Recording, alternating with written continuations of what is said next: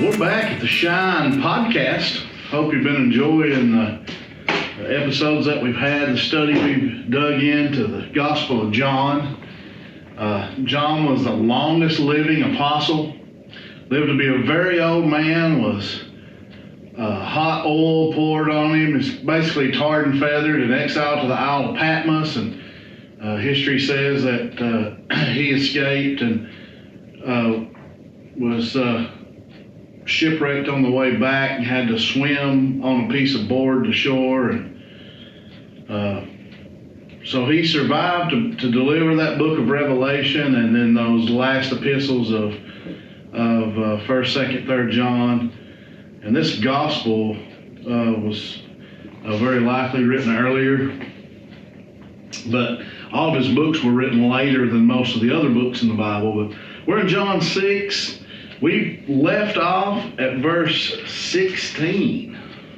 And when evening was come, his disciples went down to the sea and entered into a ship and went over the sea toward Capernaum.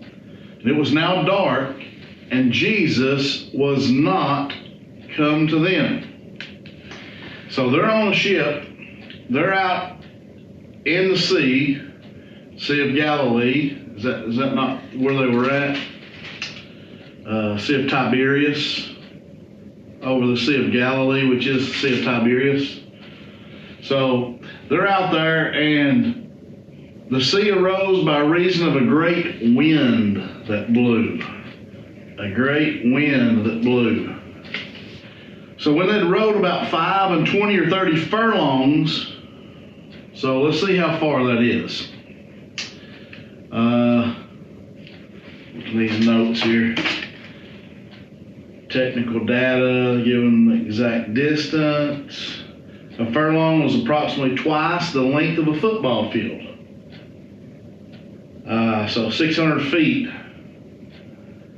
So there are 5 and 20, 25 or 30 furlongs.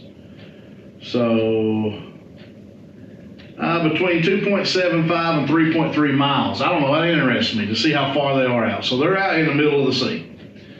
They're out there and they're looking. The wind's coming, and I don't know about you, but I get motion sickness anyway. I can't even get on we were on a boat one time. We rented to fish on an inlet in Myrtle Beach, and I got sick on the inlet. I can't imagine being out in the middle of this and a big storm coming and then thinking, we're in the middle of it. Who can swim 3 miles? So they're probably thinking it may be our time to go. I mean, here's the wind, the storm coming, but where's Jesus at? We left Jesus back there. He had went, I think we've seen the verses before that he had went off to pray. Now he's come walking on the sea.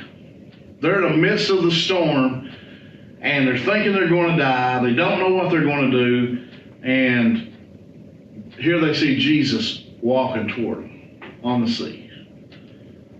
So I guess we can kind of contextualize this and say, what's the storms that are going on in your life? And storms as they're happening, and I'm not talking about thunderstorms. I'm talking about a financial crisis or a relationship crisis, like your marriage is not going well, or a longtime friend, you've had a rift with them, or your job, you got laid off, or you're having a tough time at your job, or you're having trouble. The storms in your life, and you're wondering, where's Jesus at, and how are we going to make it? Well, Jesus is there, and he's always there. But for them, they're looking and they see him walking on the sea and getting near to the ship, and they were afraid. They were afraid when they saw Jesus coming to them. They were afraid. Why would they be afraid? They saw Jesus walking on the sea. It'd be a terrifying thing to see something that's supernatural. To see that he is The thing that they're scared of is under his feet. He's walking on the water. And he says to them, "It is I, be not afraid." No reason to be afraid. We live in a generation full of people who are scared to death. Scared of everything. My dad would have said they're afraid to live, afraid they'll die. And they have no peace in life. And they live their whole lives with no peace because they're afraid of everything. Jesus said so many times in this place and many other places, don't be afraid. What are you afraid of? What's the worst thing somebody could do to you? Jesus addresses it. Kill your body? Don't fear those that can kill your body, but fear him that can destroy both body and soul in hell. He's got it. It's under his feet. Trust him. Don't be afraid. Then they willingly received him into the ship, and immediately the ship was at the land where they went. Supernaturally. Boom. Jesus shows up. He comes into the ship. Everything's all right. Your life may be wrecked right now. You may be in storms and in crisis, and you don't know where you're going to turn, and you've never come to Jesus. But if you'll let Jesus in, everything will be all right. He'll change your life. He will change your life when you come to him. You die to yourself. You bury that old person in something Christian faith calls baptism. It's being immersed in water in obedience to Jesus, being buried with Jesus, burying that old person, being raised up a new person. John calls it in John 3, being born again. You come up and you breathe and you have a new life. Everything's gone. All the old past is gone. If you will let Jesus in. Maybe you're a Christian and you've been separated from Jesus like they were. They were separated by him being on the land and them being in the middle. Maybe you got a separation there and things aren't going good because you're separated from Jesus. You need to let him back near. You need to let him back in. If you'll draw near to him, he'll draw near to you. If you'll humble yourself, he will lift you up. Don't be afraid. Then they willingly received him into the ship, and immediately the ship was at the land where they went. The day following, the people which stood on the other side of the sea saw that there was no other boat there, save the one where the disciples were entered into. And Jesus was not with his disciples into the boat, but that the disciples gone away alone. So in other words, let's break this down real simple. They saw the boat leave, Jesus wasn't in it. They saw the boat come back to shore, and Jesus is with them. How did that happen? They don't know. Their mind's kind of wondering, how did that happen? Howbeit there came other boats from Tiberias nigh unto the place where they did eat bread, after the Lord had given thanks. And when the people therefore saw Jesus was not there, neither his disciples, they also took shipping and came to Capernaum, seeking Jesus. Come see us at Forge Branch. While God and the Bible are the ultimate authority at Forge Branch, we operate under an elder-led leadership structure. We're followers of Jesus who love God and love people in our communities, in our city, and in our world. We're for people in their brightest days and in their toughest moments. What to wear? Wear whatever you have. Just come and be with us. If you have questions, they're welcome.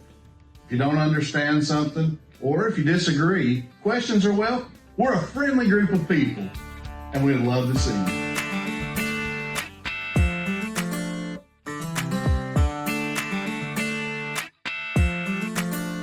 They seen the boat had left, and they want to know where Jesus is at. So they're going to find him in Capernaum. They're seeking Jesus. I want to ask you this, are you seeking Jesus? Are you seeking him in your life? You know what will make your life instantly better? You want a quick answer? Everybody wants everything quick nowadays, instant gratification. You want a quick answer what will make your life better? Getting in this. Getting in this word, praying to God. Getting in this word, praying to God. Getting in here, praying to God. asking God's direction, seeking God, seeking to live your life according to this. Loving God, loving your neighbor, doing your best to do good. Go about like Jesus did, doing good to everybody. Even if people don't like you. That'd drive them nuts, first of all. But do good to people that don't like you. It's easy to do good for people who like you. So when they found him on the other side of the sea, they said unto him, Rabbi, when did you come here? They didn't know how he got there. How did he get here? So they're wondering how he got there. And Jesus switches it up a little bit. I like what he says here. Verily, verily, I say unto you, Jesus answered them and said, Verily, verily, I say unto you, you seek me, not because you saw the miracles, but because you eat of the loaves and were filled. You didn't seek me because of the miraculous, the spiritual. You sought me because you ate and had got your belly full. That's why you wanted to hang out. You wanted your belly full. You wanted something physical. Jesus talks about this in another place. You eat food and it goes out into the septic tank. I'm paraphrasing, obviously, but that's what he says. You eat it, it goes out. What good is it? It lasts you, it nourishes your body for a little time, but what good is it in comparison to the spiritual, which is eternal, which is everlasting, which is if you put your faith in Jesus, you can be in him now, in his kingdom now, and live forever. This body will just, your spirit will leave your body, but you will live forever. He's saying they come and follow him not for the miracles, but for the bread. And he tells them this, labor not for meat which perisheth, but for the meat which endureth unto everlasting life, which the Son of Man shall give unto you, for him hath God the Father sealed. Labor for food that's going to last. Something that's going to last. See, we used to live in a culture where things lasted. When I grew up, from the time I was born until I was 16, 17 years old, we had the same television. Big floor model television. Heavy. If it tore up, we got it fixed. We used to have a society where we wanted things that lasted. Now, I can't tell you the number of televisions I've had in my married life, which is coming up on 24 years. You got to remember those things. But in 24 years, we've had several TVs. We're in a generation that don't look for things that last. But I'm telling you, you better look for things that last with your soul. Because there's an eternal destiny. Yeah, I've got two fingers up. There's one side or the other. And they're reality. There's one side, you can live eternally with the Lord, which is better than your best day here. Or you can live and go to be in flames of fire, which is worse than your worst day here. Look for things that last. Then they said unto him, what shall we do that we might work the works of God? We want to work the works of God. Jesus answered and said, this is the work of God, that you believe on him whom he hath sent. Your work is to believe in Jesus. Now that's going to play a tough pill to swallow for those who say, well, we're not saved by works. And then they want to classify works of God from works that happen because of your faith. Well, this says that believing on him is a work. But what kind of work? The same kind of work as baptism. It's a work that God does. Those are not the works that don't save you. The works that don't save you are, I'm going to go buy somebody something to eat because I have faith in God. That doesn't save me. That shows that I have faith in God. Believing on Jesus and believing in the biblical sense to where I confess Jesus as Lord, I repent of my sins, and I'm baptized into Jesus, those are not works of men. Those are works of God. He says the work of God is that you believe on Him whom He has sent. In other words, you believe, or the word here always has the word faith or believe. It always has in the definition faithfulness. So I believe in Him, but I know I believe in Him, and everybody else knows I believe in Him because of the fruit that comes from the tree. Because I have the fruits of the Spirit, because I go about doing the things of God, and I try my best to avoid the things that God says is sinful.